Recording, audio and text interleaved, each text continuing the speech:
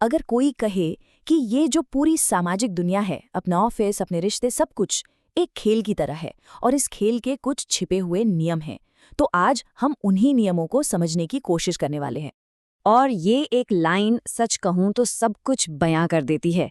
इन नियमों को ना जानना किसी और के खेल का एक मोहरा बना सकता है, लेकिन इन्हें समझना आपको एक खिलाड़ी बना देता है। तो चलिए सबसे पहले इसी सवाल का जवाब ढूंढते हैं। आखिर ये शक्ति या पावर है क्या, जिसके इर्द गिर्द ये सारा का सारा खेल घूमता है? अच्छा, तो इस खेल का जो पहला उसूल है ना, वो ये समझना है कि शक्ति का मतलब वो बिल्कुल नहीं है जो हम आमतौर पर सोचते हैं। स्रोत इसे एक बिल्कुल अलग नजरिए से देखता है। तो सबसे जरूरी बात यही है, शक्ति पैसे के बारे में नहीं है, ये किसी ओहदे या पोजीशन के बारे में भी नहीं है।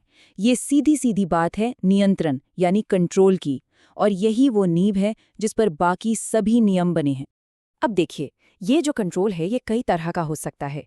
ये लोगों से अपनी बात मनवाने की काबिलियत हो सकती है, किसी मुश्किल सिचुएशन को अपने फेवर में मोड़ने की कला हो सकती है, या फिर दुनिया के सामने अपने खास इमेज बनाने का हुनर।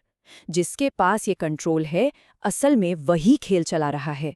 तो अब जब खेल का मैदान समझ आ गया है, तो चलिए अब इसके कुछ औजारों पर नजर डालते हैं। हम स्रोत में दिए गए कुछ सबसे शक्तिशाली नियमों पर नजर डालेंगे जो इस खेल को खेलने में मदद करते हैं। सबसे पहला नियम सुनने में थोड़ा अजीब लग सकता है ना, लेकिन ये एक बहुत बहुत जरूरी नियम है। मतलब अपने बॉस या सीनियर से ज्यादा स्मार्ट या काबिल दिखने की कोशिश कभी नहीं करनी चाहिए, भले ही अपने पास उनसे बेहतर आइडिया क्यों ना हो। इस नियम के पीछे की साइकोलॉजी जानते हैं क्या है? वो ये है कि लोग टैलेंट से नहीं बल्कि अपने ईगो से चलते हैं। जब कोई अपने बॉस को अपनी चमक से फीका महसूस कराता है, तो उनकी इनसिक्योरिटी उस इंसान की काबिलियत को ही उसकी सबसे बड़ी दुश्मन बना सकती है। ये तो बस एक छोटा सा उदाहरण था। चलिए एक और जबरदस्त नियम देखते हैं। नियम नंबर 4, जो कम्युनिकेशन के बारे में है। जितना कम बोलेंगे उतने ही पावरफुल बनेंगे। ये नियम अपनी सादगी में ही बहुत ताकतवर है। देखिए, जब कम बोला जाता है ना, तो शब्दों में वजन आता है। लोग सोचते रहते हैं कि आखिर दिमाग में चल क्या रहा है, और यही अनिश्चितता एक रहस्य और पावर बनाती है। ज्यादा बोलने वाला तो अक्सर अपनी ही बातों में फंसकर अपनी अहमियत कम कर लेता है। और ये तो बस 2 ही नियम थे। किताब तो ऐसी दर्जनों रणनीतियों से भरी पड़ी है। कुछ आपको रहस्यमयी बनाने के लिए है, जैसे नियम 3, अपने इरादे छुपाना। कुछ आपको सुर्खियों में रखने के लिए, जैसे नियम 6, हर कीमत पर ध्यान आकर्षित करना। और कुछ आपको किसी भी स्थिति में ढलने के लिए, जैसे नियम 48, निराकार बनना। हर नियम इस खेल में एक नया दांव है। अब इस खेल के एक ज्यादा कह सकते हैं एक स्याह पहलू पर बात करना जरूरी है। स्रोत एक ऐसी दुनिया की तस्वीर पेश करता है जो शायद हमें पसंद ना आए, लेकिन उसे नजरअंदाज करना खतरनाक हो सकता है। ये स्लाइड सब कुछ साफ कर देती है ना? एक तरफ है वो दुनिया जैसी हम चाहते हैं, जहां सब कुछ फेयर हो, ट्रांसपेरेंसी हो, टैलेंट की कद्र हो।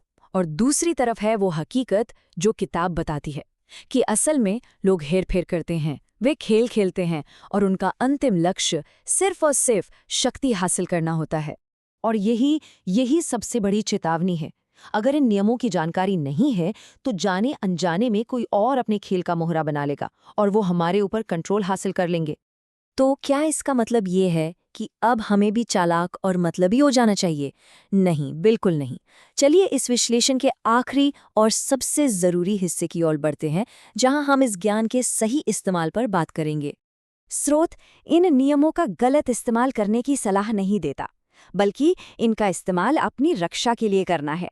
इनका इस्तेमाल ये समझने के लिए करना है कि लोग जैसा बर्ताव करते हैं वैसा क्यों करते हैं, और आखिर में इनका इस्तेमाल बेहतर सोचे समझे और स्मार्ट फैसले लेने के लिए करना है। देखिए, ये ज्ञान एक दो-धारी तलवार की तरह है। इससे अपनी रक्षा भी की जा सकती है और दूसरों को नुकसान भी पहुंचाया जा सकता है। चॉइस हमेशा अपनी होती है। और आखिर में स्रोत का ये शक्तिशाली कथन ही सब कुछ कह देता है। इन नियमों को जानना ही अपने आप में सबसे बड़ी शक्ति है।